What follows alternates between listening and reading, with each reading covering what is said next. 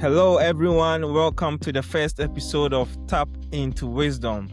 Today, we are kicking things off with someone who has spent over 25 years winning in a very tough industry, Suzan Chin-Taylor. She founded Creative Raven back in 2004 to serve a market most marketers and people overlook, the wastewater and underground infrastructure industry. She didn't just pick a niche. She went all in on one that literally deals with what most people flash and forget. And over 25 years, she has been translating complex technical concepts into compelling narrative that actually move the needle for contractors and manufacturers. And today, I am really happy to have such beautiful woman on today's episode. Welcome, Suzan. Oh, thank you. So sweet. And thank you for your kind words. You are Happy to welcome, be here, Suzan. especially for the inaugural episode. This is truly an honor. Can you tell us a bit more about yourself and what you do? Well, kind of a strange story. I began my career, believe it or not, in hospitality management doing admin and accounting. And, it was just one of those things that, life throws a tragedy at you, but it wound up being a really great thing, and that my late husband and I were in a very severe automobile accident that left me disabled for 10 months. And during that time, as I was healing, my late husband said, "You know, you've always wanted to do marketing. You're creative, you love storytelling, you love the concept of marketing. You've always been roped into doing marketing projects wherever you've worked. Now's the time, while you're recovering, maybe this is a time that you do a reboot on your career."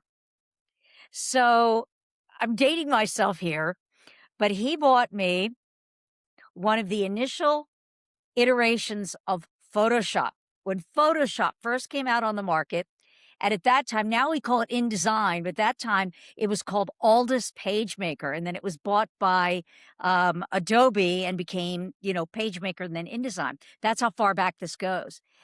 And so one morning we started our own ad agency, and I was doing things in a very technical field of specialty healthcare and pharmaceutical and medical device manufacturing. So I always loved the high-tech world.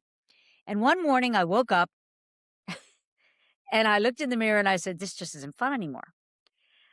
I had developed my company to the point where I was doing all the admin and the sales and, the running, the management of the business, Yeah. and not getting to do any of the creative, which was why I started the business in the first place.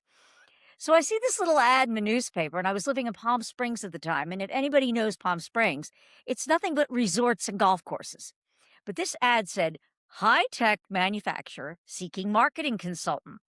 I thought to myself, well, I'm going to answer this ad because there's no high tech manufacturing out here. Little did I know that there was a very niche manufacturer that he developed and manufactured robotic cameras and tractors for the Mm. inspection of underground pipelines. So I went into that meeting. 3.5 hours later, we decided that there was no way that he could do this with a part-time consultant with what his goals were and what he needed to do. So he said, "Well, this could be you." And I said, "Well, make me an offer. I can't refuse. I've got to figure out how to sell my existing business." So he did. Long story short, that began my entry in 1998 into the wastewater industry. 6 Wow. months in, I knew this was going to be my home for the rest of my life. 2 years in, or a little more than that, he sold the company to a huge conglomerate. And anybody who's been through this knows it's not a question of if you're going to get laid off, it's when you're going to get laid off. So I Oh, started to make my plans. Okay. And in 2004, I started moonlighting and taking on creative production projects for companies, obviously in other facets of the industry, so it would not be a conflict of interest with with my company that I was working for. And then 2 years later, when the shoe dropped, I had some customers and I had a great industry friend who really gave me a start and helped me get to this big industry trade show, introduced me to all of his friends in the industry, talking about me like I was the greatest invention since toilet paper, no pun intended, for this industry. I walked into that trade show wondering how I was going to pay my mortgage after the severance package ran out, to walking out of that show with work lined up for the next 9 months. And I Mm. haven't looked back. We have grown our business by 10%, minimum of 10% every year since its inception, purely by word of mouth. Now, COVID changed all that, where I had to really jump in and start doing outreach virtually, but we've still been on a trajectory of growth. And I decided from the beginning, when you were saying, what do I do? I was only going to work within the wastewater treatment and collection systems, the underground infrastructure, because it was so wide, so diversified. But what I would say, that I made that decision as a business owner in that niche, stay in that niche, but make your service offerings go horizontal. Meaning, we were doing the traditional marketing of graphics, trade show, PR, copywriting, but then started to bolt on website design, digital marketing, all those things that kind of took all of the service offerings within that niche wide. So we became a complete one-stop marketing. I hate the word agency because everybody has a bad taste in their mouth about advertising agencies. So we're not an agency. We are a consultant and we are a partner for growth, and we help people tell their story. First and foremost, that's what we are. We are storytellers. Depending on whatever medium you want to use going across the board, that's what we do. I hope that answered the question. It was kind of a long, convoluted way around it, but it just kind of paints the picture of what led me from being an international marketing director to where I am now as industry influencer, nickname of the Doodoo Diva, and here we are. Definitely, definitely. The question has been answered. Most people in your field try to work in many different industries so that they have more choices instead of staying narrow in a specific niche. But you did opposite and stayed in one specific area, which I found really special. Why did you choose to focus on only wastewater? Was there a specific time when you realized this was the right place for you to stay? I fell in love with the industry, and I have a great passion for it. And I think what it really was the people. The people in this industry are like no other people in the world. They're hardworking. They are unsung heroes. Yeah. We don't understand what they do. And because of that, we take for granted that we're always going, especially in a developed nation, that we're always going to have clean water coming out of the tap. We're always going to be able to flush our toilet. We're always going to be able to not have to worry about waterborne diseases like, many places do around the world. We take that for granted. And it's because of the work of the people in this industry, not just the folks that work for our governments, such as the guys that are, working on the sewer systems, but the manufacturers that support those entities with the technology in order for us to enjoy the level of life and the quality of life that we do. And the contractors that work for these cities to help them keep things running. And so, just kind of, going back a little bit, is that when I got laid off, I'd gotten to know so many people in the industry that I considered friends, that when I Yeah. got laid off and they found out about it, they circled the wagons. And it was like, okay, one of our own is in trouble. She's one of the good guys. She knows how to tell our stories. How can we help her? And so it was, like I said, word of mouth because people had seen what I was able to do with my first company when I entered into the industry, that I knew my craft. And I think one of the things that, when you were saying most marketers, they want to do everything for everybody, is that specialization truly allows you, one, to charge more for your customers, to your customers. Do you know why? Is because in certain industries, this is a very unique industry in that it's not like a typical B2B. It's a mix of B2G, meaning selling to government. Long, long sales cycle. Many, many influencers, many, many touch points. It takes a lot of years to understand the nuances of how to work in a specific industry. So people are willing to pay for that expertise on how you need to market within a specific niche. And because you've got so many facets in this industry, people just think, oh, sewers. No, there's the cities, there's the contractors, there's the manufacturers, and they all play a different role. And the needs of the segment of the industry that gets the water from the time you flush your toilet in your house down to the treatment plant is different than the needs of what the treatment plant guy needs. And so Yeah. there were so many. This is why the industry was so fascinating to me. One, it was the people. I really wanted to help them because they're my unsung heroes. But because Mhm. there were so many facets that it wasn't like I was just going to be doing one thing every day. I was going to be involved in things that were so diverse and met the needs of so many people across this industry, that's why it was fascinating to me. And it was like, there is an unmet need here in all these different areas. So I think that when marketing agencies, she was like, why did I choose it? I think that folks, when they're choosing a niche, especially marketing niche, they don't do a deep enough dive into that industry that they may be choosing. Is that try not to be all things to all people. Be a specialist in that niche that you can talk about. Does that make sense? Yeah, makes sense. Because if you do a deep dive, there's any industry you choose, there's so many layers to it. So many layers.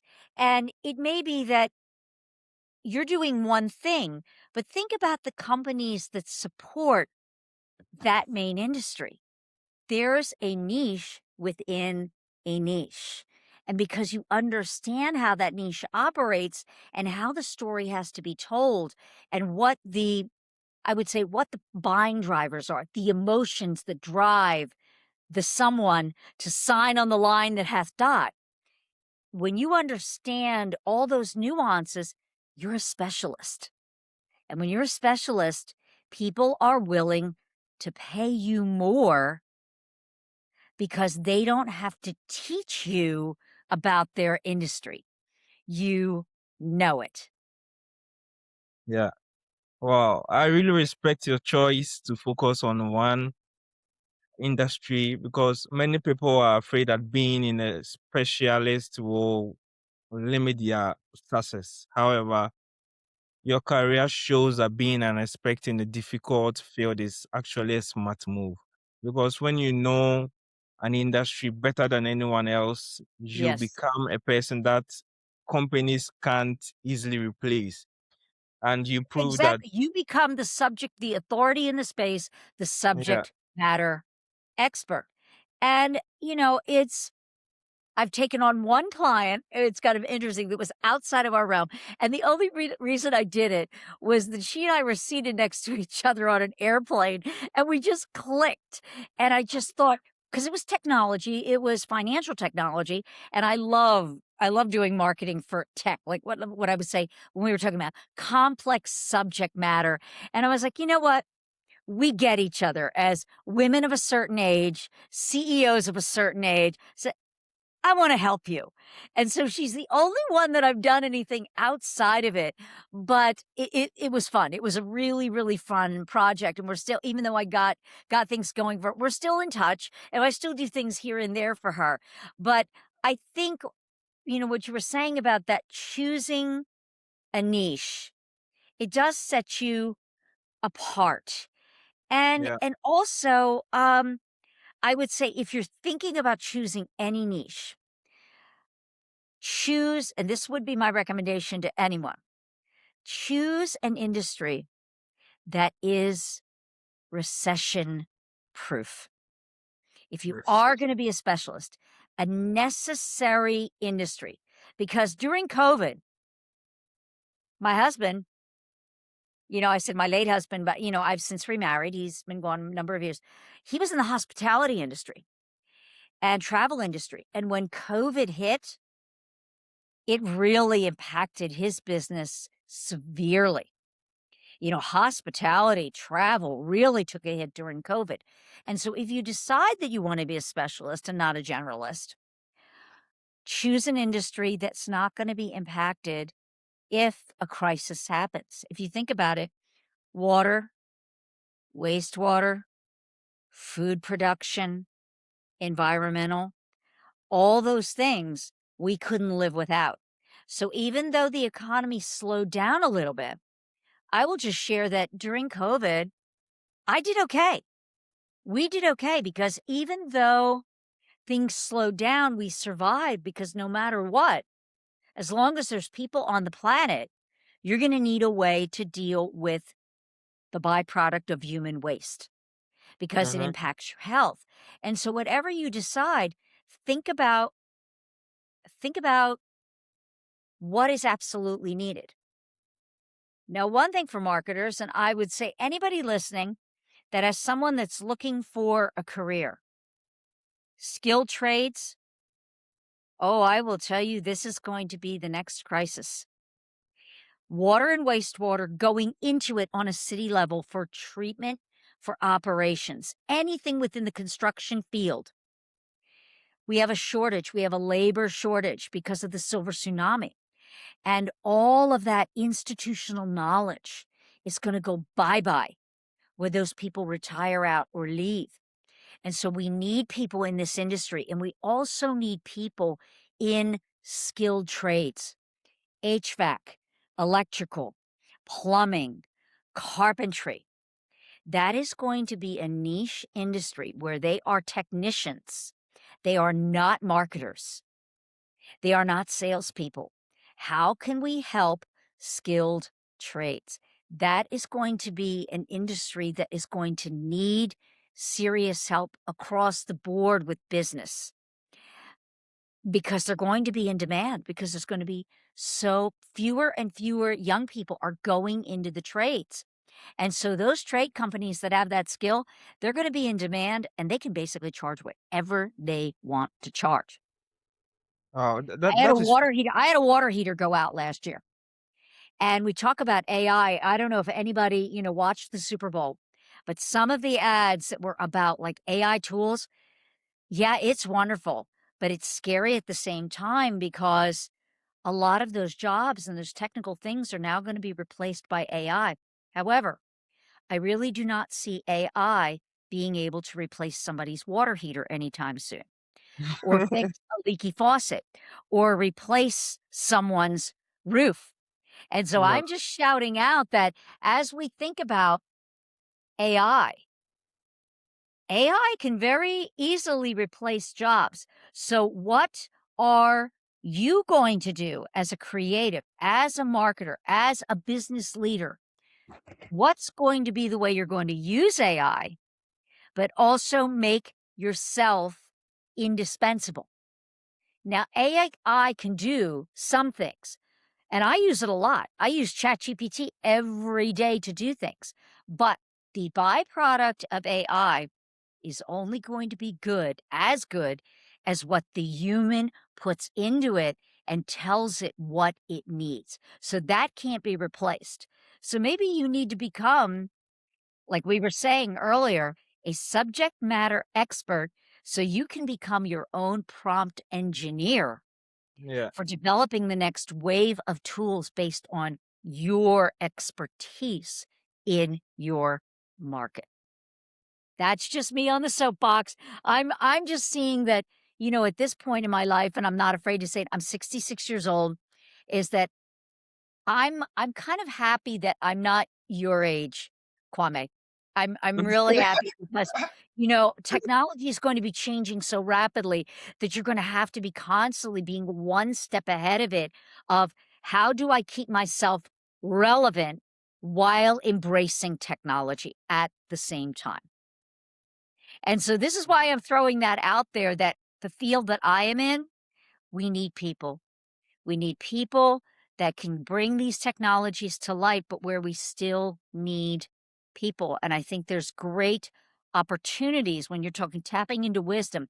There are there are places in this on this planet that seriously need technology solutions, but they require people no matter what.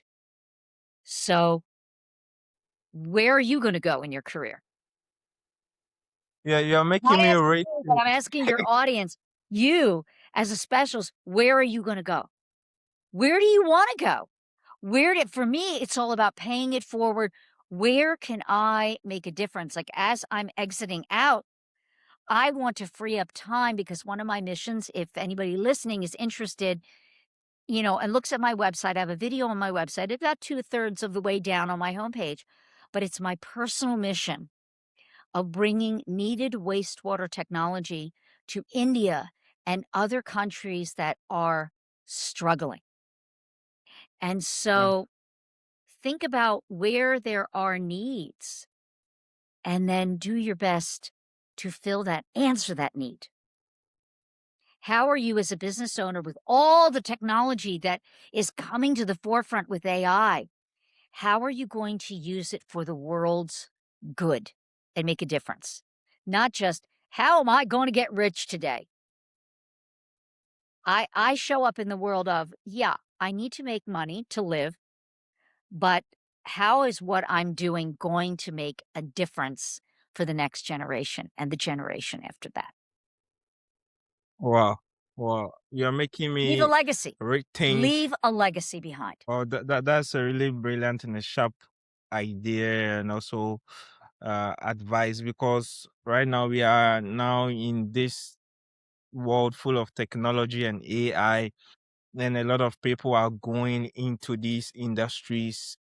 And I watched a video long time ago, and the man was saying the next millionaires and billionaires are going to be the people who works with their hands, because right Yeah. now everybody is in their home working from home, and the number of people who are actually going out to work with their hands, like carpentry, electricians, they are really decreasing, and the cloud is actually full of AI. The AI noise keeps on, and I am really excited and not excited at the same time what the future holds for people who are going to need electricians, carpenters to help them. Heavy construction, think about it, infrastructure. Um, one of the interesting things, I interviewed one of my clients who is a consultant in civil engineering. And I said, there's a lot of risks going into, heavy civil construction, big projects, a lot of financial risk, a lot of things can go wrong. And I said, but, what makes it all worth it? And he answered, because I can drive down a road and look. And if I was part of a project, when I drive over that bridge, I can say, I had a hand in building that. I built that. Yeah. Looking at a building, I built that. I made that.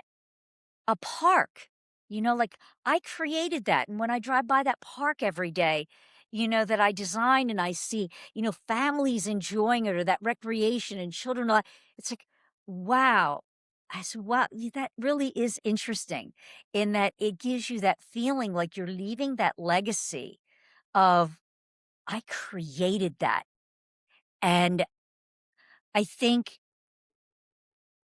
when you're able to create something that feeds your soul, whether it's a building or a road or even software. I build a software that, let's just say, I build a software that runs medical devices that helps doctors diagnose illness and find cures. It's that we need to create. There was a statement, and it I don't know if it was the Dalai Lama, but it was someone from an Eastern philosophy that said the when we are the translation, it's losing something in translation, is stagnated creativity leads to physical malignancy. And if we are not able, we are spiritual beings living in a human body, okay? That if Exactly. we are not able to express our creativity in some way, whatever that creativity is, if we're not able to express it and it lays dormant, it will turn into disease in our bodies. And I truly Mm-hmm. believe that, laughter and expression, creative, we need to do that. We need to do that as human beings to feel fulfilled, and especially people that are in the marketing industry. It's because we're called to it. It's the gift that we've been given by that's our gift, our superpower or whatever you want to call it. If you're, an atheist, whatever you've been given by the universe or spirit or source or God or whatever you choose to call it.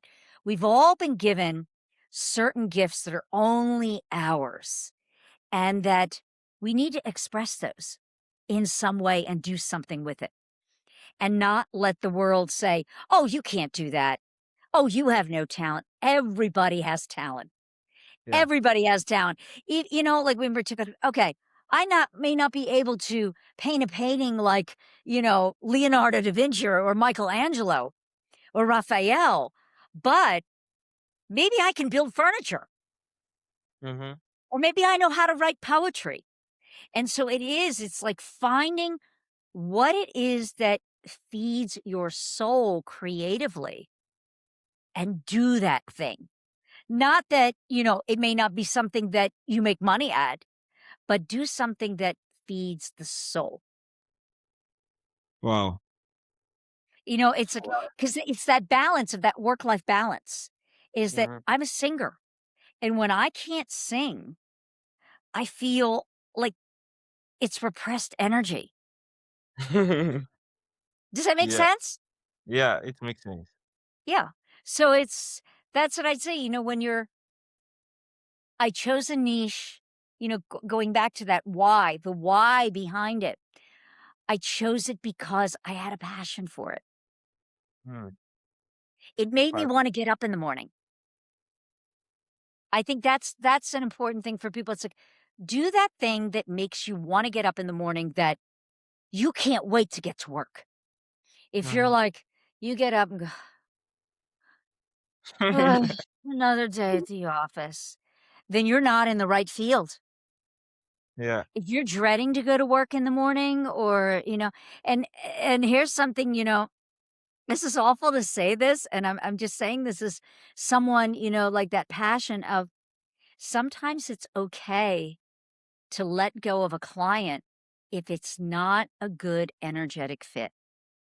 If working with someone is not allowing you to be the best possible version of yourself, then you shouldn't be working with that person, no matter how much they might be paying you. Because you know what? When you let that go, what is that from The Sound of Music? Reverend Mother said, every time God closes a door somewhere, he opens a window. And so sometimes Mhm. when you let go of one thing, it opens an opportunity. You open your hands and something even better comes along that feeds your soul. Yeah. So, Yeah. Thank you very much for your insight and your wisdom. It was incredibly valuable, Susan. I have learned a lot. Um, what last remarks do you want to give to today? Last thoughts. Whoever you decide to work with for, your marketing or whatever it would be, make sure that they could be a specialist, but they may not be the best fit for you, is make sure it feels good. Marketing should be fun. And so if you're feeling like it's a struggle, work with someone that can bring the joy back into doing marketing and make sure it's someone that's aligned with you value wise, that they understand how it is that you want to show up in the world for your customers. What are your core values? And I think when your core values are aligned with whoever you're working with to help you with your marketing, it just clicks and you're going to get from point A to point B faster. Make sure they understand you. That they understand your market, that they understand your technology. And like I said, it's all about the alignment. And you'll know it. And for me, it's always been, what is that feeling you're getting between your breastbone and your navel? And if it feels kind of squirrely and nervous, well, then maybe it's not a good fit. But if it feels all warm and fuzzy, go Yeah. for it. Go for it. And then the other thing is, don't sign long-term contracts that get you locked in. Work with someone that says, you know what? Let's try this for 90 days and just see what happens. And then we'll continue on a month to month. And at any time you want to back out, you can back out, because if it's not working for you, then it's not working for me. Again, read the fine print, ask lots of questions, and if you're not sure, just keep asking those questions until you understand fully what you're getting into and what the expectations are, not just from your side, but from their side. What are the deliverables? So it's like, just don't go in. We talk about AI a lot. Don't get caught in the bright, shiny object syndrome. Take your time, do your due diligence, and again, it's all about the alignment. That's all So if they about want it. to learn more about me as a specialist, if it's a wastewater person listening, go to my website, learn more about me. Tune into my podcast. What's the name of your podcast and the name of your website in case? My website is Creative Raven, just like it sounds, creativeraven.com. Now you're going to laugh. My podcast is kind of interesting. It's the Doodoo Divas, The me. Doodoo Divas. Doodoo Diva. I am the Doodoo Diva. Smells like money Mm-hmm. podcast. There's a joke in our industry where people say, "Ew, wastewater, that smell. Ew, yuck." And contractors, you know what we do? I had a video, and I'll tell you how part of it got its name is that I was out with one of my videographers at a job site, and we were filming a pipeline rehabilitation. And we popped open the manhole when they were getting ready to start the bypass. And I says, okay, get a shot of the flow, and then we're going to show how the bypass takes place. And he leaned over the manhole and he went, oh, and he reeled back. And it was like, oh, ah. And so the contractor guy, we're like, I don't get it. I just don't get it. And so he and I leaned over the manhole to see what the guy was reacting about. We leaned over the manhole and we went, and it was not planned. Kwame, it was absolutely not planned, but in sync together, we looked at each other and Wow. we went like this. Smells like money to me. Anybody that's in the wastewater industry, we don't think that the smell of sewer smells bad, because to us, that's our bread and butter. So it smells like money to us. So again, that's, a friend of mine started calling me the diva, and then it came the doo-doo princess, and then it evolved into the Doodoo Diva because I dress very blingy when I go to trade shows. So that's how I got my name, and decided I was going to do something very, very conservative for the podcast. But everybody said, no, do something out of the box, do something irreverent, do something funny. And it was like, okay, the Doodoo Diva. And if you look it up, you're going to love my avatar. because it is a poop emoji wearing a tiara and high-heeled diamond-studded pumps, and she's reclining Mhm. next to an open manhole with gold coins coming out of it. So it's like Oh, I took Guame when they said go irreverent, I was like, you know what? I'm not going to worry about being politically correct. This is the wastewater industry. Go for mhm. it. So there you are. Tells you a little Wow. bit more about me. I'm unafraid to be politically incorrect. If we can't laugh at ourselves, man, something's wrong. Come on. We're dealing with human waste every day. We've gotta have a sense of humor, otherwise we'll go nuts. Susan, you got me hollering. You got me hollering. Smells like mornings, indeed. Thank you very much. Thank you very Oh, much for such wisdom. It's really expensive to tap into such wisdom of you. Since you've been in the trenches and in the industry for long, this is incredibly valuable. And thank you very much. oh, thank you for having me. This has been a blast. Thank you for Hmm. allowing me to, tell my story, and it's Yeah, been a fun uh, ride, and I'm looking forward to continuing. yeah, you're welcome. We will definitely record some more educative episodes. So, guys, that's a wrap for today's episode. If you are new here, remember to subscribe to Tap Into Wisdom. I will put the links of Suzan's podcast and website in the description below. So go check it out. Go listen to her podcast, and I believe you also definitely smell like money. Thank you guys for joining me on today's episode, and I will see you in the next episode. Bye.